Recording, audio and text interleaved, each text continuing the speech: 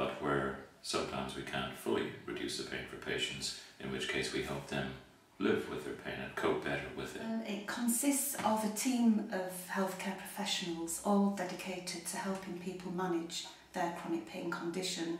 Some of these professionals include consultant anaesthetists with an interest in pain, healthcare psychologists, we have a psychiatrist, obviously the nursing team, occupational therapy, physiotherapy.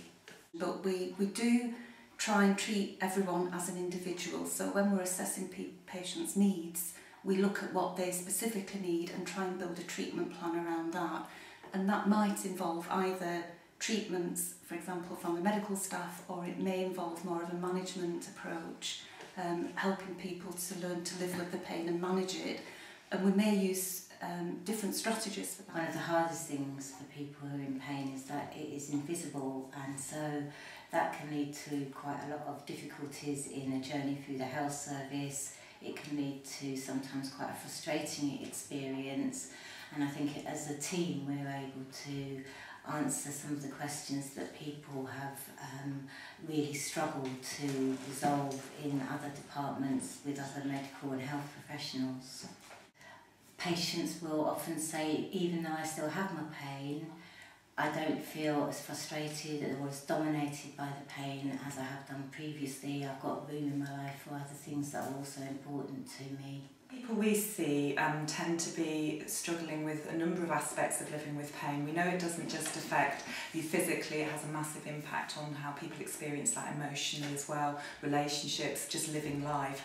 So we tend to see people who may be struggling with those areas, so for example becoming frightened of their pain, or becoming very low when they've experienced a lot of changes, and that's the work that we would do. And I believe that we provide a very holistic type of care for patients. It's not just medically orientated, it's looking at the whole person, and as Ellie said earlier, it's about looking at the impact on people's lives and how that affects the individual. And people often come to us very distressed, very depressed and not being believed. And I think one of the first things that we can do for people is reassure them that we believe that they've got the pain, whether or not we have a medical diagnosis. One aspect of my job is to educate people about their bodies, and it might be that they don't understand some medical terminology on their MRI scan or X-ray.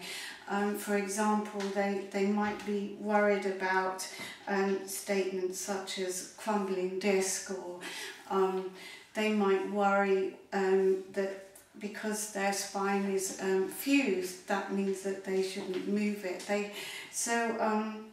I try and explain these things and help people to feel confident again in their body, and that there's a lot that you can do to make the body work for you and make it strong. They might, because of pain, become very stiff and rigid, and they're afraid of bending forwards just to pick things off the floor. They might have weak legs because they're sitting more of the time because of the pain. So part of what I do is look at very gentle graded exercises and meaningful exercises that relate to their hobbies or interests. And we're very clear to say it's not pain to not curable, and we're not giving them false hope in that sense, but just educating them.